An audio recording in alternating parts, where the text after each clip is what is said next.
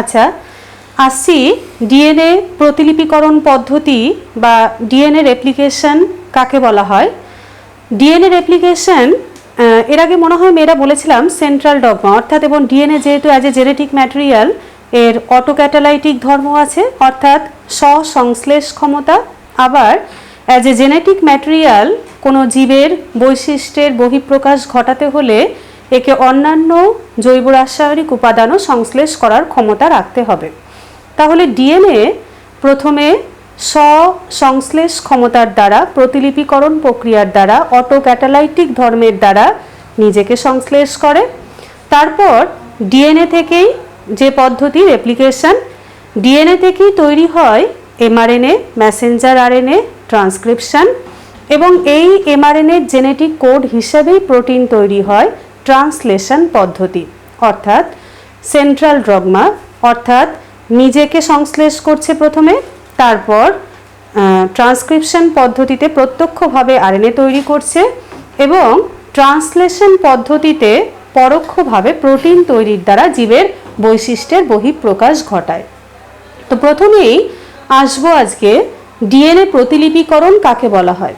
বলছে দেখো, যে প্রক্রিয়ায় একটি জনিত্রী ডিএনএ বা মাতৃ ডিএনএ কি করে না, কতগুলো উৎসেচক এবং প্রোটিনের সাহায্যে মাতৃ ডিএনএ থেকে অবিকল প্রতিরূপযুক্ত, মানে একই রকম পলি রাইবোনিউক্লিওটাইড যুক্ত, ডিঅক্সি রাইবোনিউক্লিওটাইড যুক্ত দুটো অপত্য ডিএনএ তৈরি হয়। একটি জনিত্রী ডিএনএ থেকে উৎসেচক এবং প্রোটিনের সাহায্যে একই রকম দুটো অপত্য ডিএনএ তৈরির যে পদ্ধতি তাকেই বলা হয় ডিএনএ প্রতিলিপিকরণ বা রেপ্লিকেশন অফ ডিএনএ।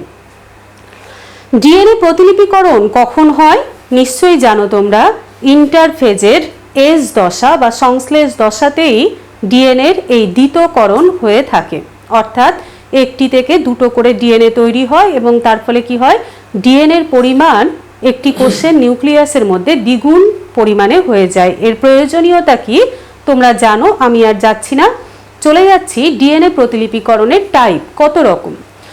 বলছে দেখো, প্রতিলিপিকরণ সংক্রান্ত তিনটি তথ্য প্রচলিত আছে। কোনো বিজ্ঞানী বলছেন যে ডিএনএ প্রতিলিপিকরণ কনজারভেটিভ মোডে হয়, কোনো বিজ্ঞানী বলছেন ডিসপারসিভ মোডে হয়, এবং কোনো বিজ্ঞানী বলছেন সেমি কনজারভেটিভ মোডে হয়। আগে জেনে নিই কোনটা কাকে বলে, তারপরে জানবো যে বিজ্ঞানসম্মতভাবে কোনটা সঠিক। কনজারভেটিভ মডেল, এখানে বলা হচ্ছে যে মাতৃ ডিএনএ সম্পূর্ণ অক্ষত থাকে, অর্থাৎ মাতৃ ডিএনএ দুটো তন্ত্রী পরস্পর থেকে আলাদা হয় না, এর কোনো পরিবর্তন হয় না গঠনের, জাস্ট কতগুলো উৎসেচক এবং প্রোটিনের সাহায্যে অনুরূপ অবিকল পলি ডিঅক্সি রাইবোনিউক্লিওটাইড যুক্ত অপত্য ডিএনএ তৈরি হয়। অর্থাৎ কনজারভেটিভ মোড বা সংরক্ষণশীল মোডে বলা হচ্ছে যে মাতৃ ডিএনএর গঠনের কোনোই পরিবর্তন হয় না, এর দুটো তন্ত্রী যেমনটা ছিল তেমনই থাকে, দ্বিতন্ত্রী অবস্থাতেই থাকে, জাস্ট কতগুলো উৎসেচক এবং প্রোটিনের দ্বারা নিয়ন্ত্রিত হয়ে অপত্য ডিএনএ তৈরি হয়। ডিসপারসিভ মোডে বলা হচ্ছে, কেউ বলছেন, এই যে দেখো এখানে দেখিয়েছি, প্রথমটা হচ্ছে কনজারভেটিভ মোড, অর্থাৎ মাতৃ ডিএনএ পুরোপুরি অক্ষত থাকছে এবং কোনো রকমের দুটো তন্ত্রী আলাদা হচ্ছে না, জাস্ট উৎসেচক ও প্রোটিনের সাহায্যে মাতৃ ডিএনএর অনুরূপ এরকম দুটো ডিএনএ তৈরি হচ্ছে। আচ্ছা, ডিসপারসিভ মোডে বলছে দেখো এখানে ডিএনএ লম্বভাবে এরকম কতগুলো খণ্ডে ভেঙে যায়। লালটা যদি মাতৃখণ্ড হয় তাহলে সেক্ষেত্রে কি হয় না, মাতৃ ডিএনএ এরকম কতগুলো লম্বালম্বিভাবে টুকরো হয়ে যায়। তারপর প্রত্যেকটাকে ছাঁচ হিসেবে বা টেমপ্লেট হিসেবে ধরে একটা করে অপত্য তন্ত্রী সংশ্লেষিত হয়। তারপর মাতৃতন্ত্রী অপত্যতন্ত্রী এলোমেলোভাবে সজ্জিত হয়ে অপত্য ডিএনএ গঠন করে। তাহলে কি বললাম, ডিসপারসিভ মোডে বলা হচ্ছে যে বিক্ষিপ্তকরণ পদ্ধতি, এখানে বলা হচ্ছে যে ডিএনএ কতগুলো টুকরো হয়ে যায় এবং প্রত্যেকটাকে ছাঁচ হিসেবে ধরে কতগুলো নতুন তন্ত্রী সংশ্লেষিত হয়। তারপর মাতৃ ডিএনএ তন্ত্রীর অংশ এবং অপত্য সংশ্লেষিত যে তন্ত্রীর অংশ এলোমেলোভাবে জুড়ে গিয়ে নতুন অপত্য ডিএনএ তৈরি হয়, ডিসপারসিভ মোড। এবং সবথেকে যেটা গ্রহণযোগ্য মডেল সেটা হচ্ছে সেমি কনজারভেটিভ মোড, অর্থাৎ অর্ধ সংরক্ষণশীল পদ্ধতি।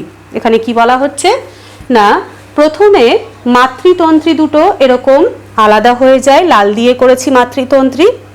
তারপর প্রত্যেকটাকে ছাঁচ হিসেবে ধরে, যেরকম যে কোনো প্রতিমা বানানোর সময়, প্রতিমা যে আমাদের সামনেই দুর্গাপুজো আসছে, তাহলে মায়ের যে মুখ বানানো হয় একটা ছাপের মধ্যে ফেলে মায়ের মুখের গঠন দেওয়া হয়, ঠিক একই রকমভাবে মাতৃতন্ত্রী দুটো আলাদা হয়ে যাচ্ছে এবং প্রত্যেকটাকে ছাঁচ হিসেবে ধরে, টেমপ্লেট যেটাকে বলছি, তৈরি হচ্ছে নতুন করে এক একটা তন্ত্রী। তারপর একটা মাতৃতন্ত্রী একটা অপত্যতন্ত্রী মিলে গিয়ে এইভাবে তৈরি হচ্ছে দুটো অপত্য ডিএনএ, যেখানে একটা থাকছে মাতৃতন্ত্রী, একটা নতুন সংশ্লেষিত অপত্যতন্ত্রী। তাহলে সেমি কনজারভেটিভ মোডে কি হলো, দুটো তন্ত্রী প্রথমে সেপারেট হয়ে গেল, তারপর প্রত্যেকটাকে টেমপ্লেট বা ছাপ হিসেবে ধরে কি করা হচ্ছে, দুটো তন্ত্রী নতুন করে তৈরি হচ্ছে। তারপর একটা মাতৃ একটা অপত্যতন্ত্রী মিলে ডিএনএ তৈরি হচ্ছে। এই যে পদ্ধতি, এটাকে বলা হচ্ছে অর্ধ সংরক্ষণশীল পদ্ধতি বা semi conservative mode of DNA replication. তো এই তিন রকম পদ্ধতির মধ্যে গ্রহণযোগ্য হচ্ছে সেমি কনজারভেটিভ মোড, কেননা এই পদ্ধতিকেই বিজ্ঞানমূলকভাবে পরীক্ষার সাহায্যে প্রমাণ করা সম্ভব হয়েছে। কারা করেছেন? চলে যাচ্ছি মেসেলসন এবং স্টালের পরীক্ষা। মেসেলসন এবং স্টাল পরীক্ষামূলকভাবে প্রমাণ করলেন যে ডিএনএ প্রতিলিপিকরণ সেমি কনজারভেটিভ মোডে হয়। কি করলেন না, তারা ইকোলাই ব্যাকটেরিয়াকে একটা কালচার মিডিয়ামের মধ্যে নিলেন। ইকোলাই ব্যাকটেরিয়া একে কি করলেন, একটা কালচার মিডিয়ামের মধ্যে নিয়েছেন, যেখানে কিনা ভারী নাইট্রোজেন যুক্ত অ্যামোনিয়াম ক্লোরাইড দ্রবণ আছে। ভারী নাইট্রোজেন যুক্ত অ্যামোনিয়াম ক্লোরাইড দ্রবণের মধ্যে তারা ইকোলাই ব্যাকটেরিয়াকে রেখে দিলেন। রেখে দেওয়ার পর এই ব্যাকটেরিয়ার দেহ থেকে ডিএনএ নিষ্কাশন করলেন এবং সেন্ট্রিফিউগেশন পদ্ধতির সাহায্যে প্রমাণ করলেন যে ডিএনএ প্রতিলিপিকরণ সেমি কনজারভেটিভ মোডেই হয়ে থাকে। কিভাবে আসছি, প্রথমে তারা কি করলেন না, ইকোলাই ব্যাকটেরিয়াকে এরকম ভারী নাইট্রোজেন যুক্ত অতেজস্ক্রিয় কিন্তু ভারী নাইট্রোজেন যুক্ত অ্যামোনিয়াম ক্লোরাইড দ্রবণের মধ্যে রেখে দিলেন ইকোলাই ব্যাকটেরিয়াকে এবং কয়েক জনু ধরে প্রতিপালন করলেন। তার ফলে কি হলো না, প্রত্যেকটা ইকোলাই কোষের যে ডিএনএ আছে সেই ডিএনএর মধ্যে ভারী নাইট্রোজেন যুক্ত হলো। প্রতিটি কোষের দ্বিতন্ত্রী ডিএনএর প্রত্যেকটা তন্ত্রীতে ভারী নাইট্রোজেন যুক্ত হলো। নাইট্রোজেন কোন কাজে লাগে নিশ্চয়ই তোমরা জানো, যে নাইট্রোজেন বেসের মধ্যে আমরা দেখেছি পিউরিন এবং পিরিমিডিন বেসের মধ্যে নাইট্রোজেন থাকে। তাহলে এই প্রত্যেকটা নিউক্লিওটাইড সংশ্লেষের জন্যই কিন্তু নাইট্রোজেনের দরকার হয়ে থাকে। এই নাইট্রোজেন ইকোলাই ব্যাকটেরিয়া কোথা থেকে নিয়েছে, কালচার মিডিয়াম থেকে নিয়েছে, যেখানে ভারী নাইট্রোজেন N15 দেওয়া আছে। তার ফলে কি হলো, জনিত্রী ইকোলাই ব্যাকটেরিয়ার প্রত্যেকটা ব্যাকটেরিয়ার যে দ্বিতন্ত্রী ডিএনএ তার প্রত্যেকটা তন্ত্রী N15 যুক্ত হলো। এরপর কি করলেন, এভাবে তাহলে কয়েক জনু ধরে কালচার করলেন ইকোলাই ব্যাকটেরিয়া, যেখানে কিনা ভারী নাইট্রোজেন যুক্ত অ্যামোনিয়াম ক্লোরাইড দেওয়া আছে। এরপর এই ব্যাকটেরিয়াগুলোকে সেপারেট করলেন এবং করার পর সিজিয়াম ক্লোরাইড দ্রবণের মধ্যে 2 থেকে 3 দিন ধরে সেন্ট্রিফিউগেশন করলেন। সেন্ট্রিফিউগেশন করার ফলে দেখো এরকম সেন্ট্রিফিউজ টিউবের নিচের দিকে এরকম একটা পুরু ব্যান্ড তৈরি হলো, যেটার প্রকৃতি হচ্ছে N15 প্রকৃতির। এবার এই ব্যাকটেরিয়াগুলোকে কি করলেন, যেখানে ভারী নাইট্রোজেন আছে সেখান থেকে তুলে নিয়ে, যেখানে ভারী নাইট্রোজেন দেওয়া আছে সেখান থেকে ব্যাকটেরিয়াগুলোকে তুলে নিয়ে কি করলেন, এমন একটা কালচারের মিডিয়ামের মধ্যে দিলেন যেখানে স্বাভাবিক নাইট্রোজেন N14 যুক্ত অ্যামোনিয়াম ক্লোরাইড আছে। তাহলে ব্যাকটেরিয়াগুলো যেগুলোর প্রত্যেকটা ডিএনএর প্রত্যেকটা তন্ত্রীতে N15 আছে, এইরকম ব্যাকটেরিয়াগুলোকে নিয়ে কি করলেন, N14 যুক্ত কালচার মিডিয়াম অর্থাৎ স্বাভাবিক নাইট্রোজেনের মধ্যে দিলেন। দেওয়ার পর 20 মিনিট এইভাবে রেখে দিলেন, 20 মিনিট এইভাবে রাখলেন।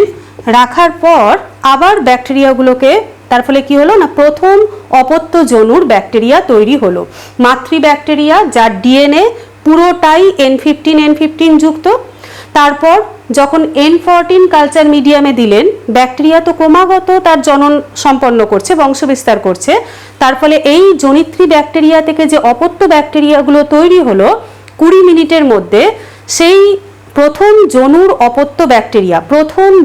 অপত্য ব্যাকটেরিয়ার কি করলেন, একই রকমভাবে ডিএনএ নিষ্কাশন করলেন এবং সেন্ট্রিফিউগেশন করলেন।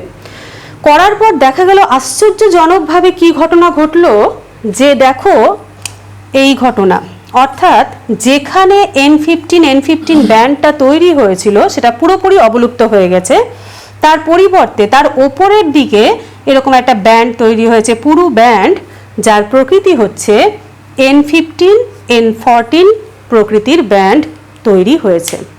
এবার কি করলেন না, এই ব্যাকটেরিয়াগুলোকে আবার এইখানেই রেখে দিতে পারেন, বা প্রথম অপত্যজনুর যে ব্যাকটেরিয়া সেগুলোকে তুলে নিয়ে আবার আরেকটা কালচার মিডিয়ামের মধ্যে দিলেন, যেখানেও স্বাভাবিক নাইট্রোজেন অর্থাৎ N14 যুক্ত অ্যামোনিয়াম ক্লোরাইড আছে।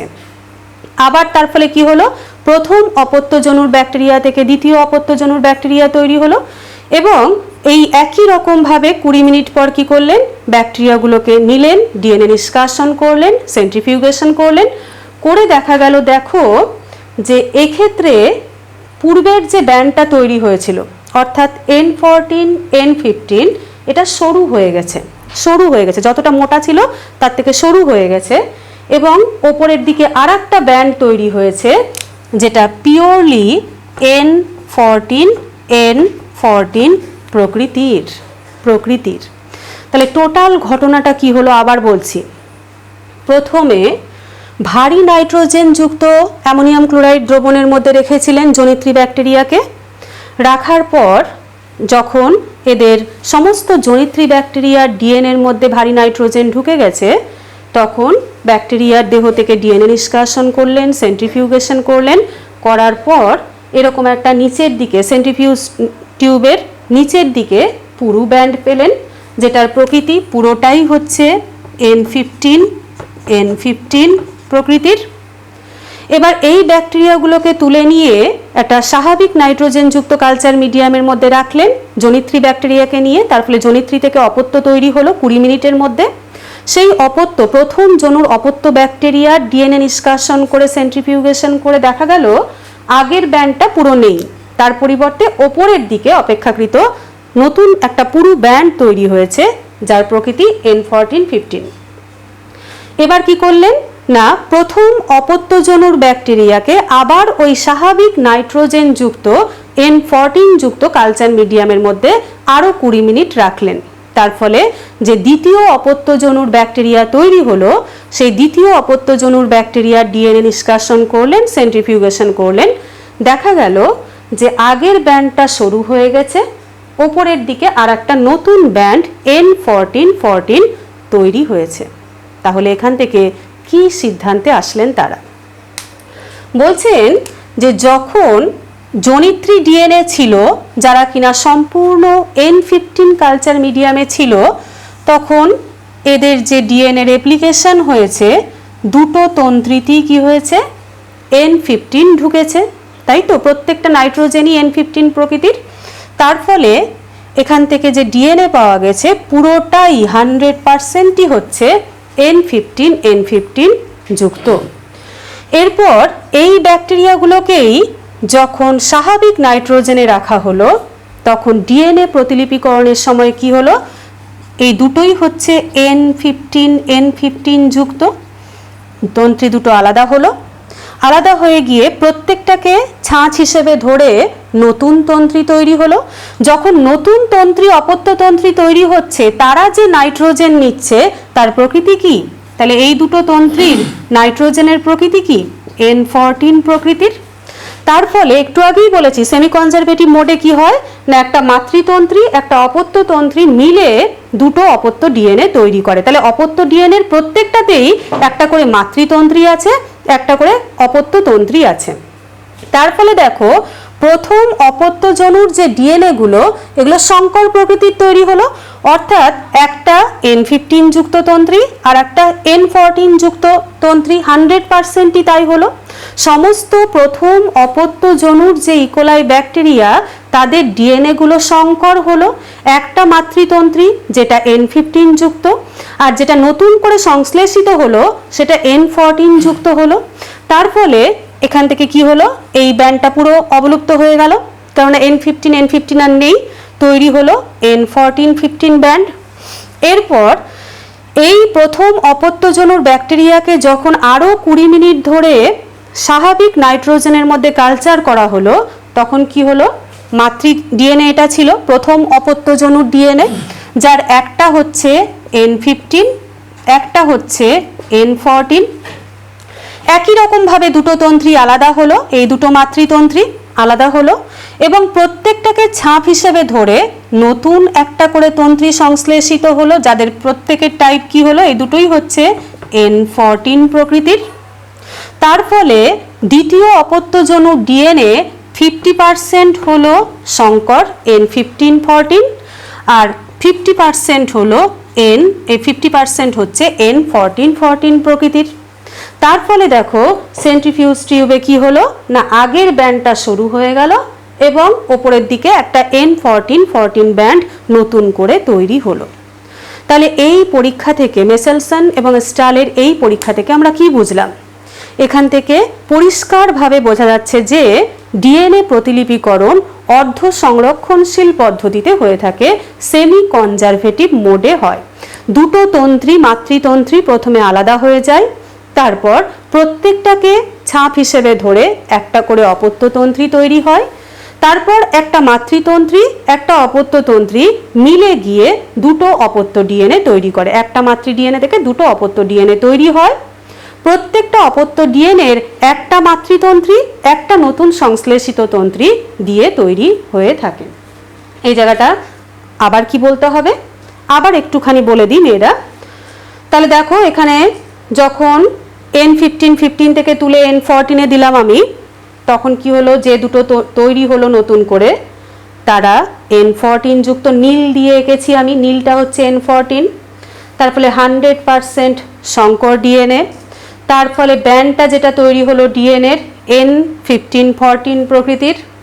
তারপর প্রথম অপত্যজনুর ব্যাকটেরিয়াকে যখন আবার ওই স্বাভাবিক নাইট্রোজেনের মধ্যেই রেখে দেওয়া হচ্ছে তখন ডিএনএ প্রতিলিপিকরণের সময় মাতৃসংকর ডিএনএ যেটা ছিল N15-14 আলাদা হলো দুটো তন্ত্রী। তারপরে আরও দুটো নতুন তন্ত্রী তৈরি হলো। যেহেতু কালচার মিডিয়ামে N14 আছে তাহলে প্রত্যেকটাই N14 প্রকৃতির হবে। তার ফলে দ্বিতীয় অপত্যজনুর ইকোলাই ব্যাকটেরিয়ার ডিএনএর 50% সংকর 14-15, 50% N14-14 প্রকৃতির হবে। তার ফলে আমরা সেন্ট্রিফিউজ টিউবের মধ্যে দেখব যে আগের যে সংকর ব্যান্ডটা ছিল সেটা পাতলা হয়ে গেছে, উপরের দিকে আরও একটা N14-14 প্রকৃতির ব্যান্ড তৈরি হয়েছে। তাহলে এই গেল মেসেলসন এবং স্টালের পরীক্ষা, যার মাধ্যমে প্রমাণিত হয় যে ডিএনএ প্রতিলিপিকরণ সেমি কনজারভেটিভ মোডে হয়ে থাকে। হয়ে গেল মেসেলসন ও স্টালের পরীক্ষা। এরপরে চলে যাব ডিএনএ প্রতিলিপিকরণ পদ্ধতি।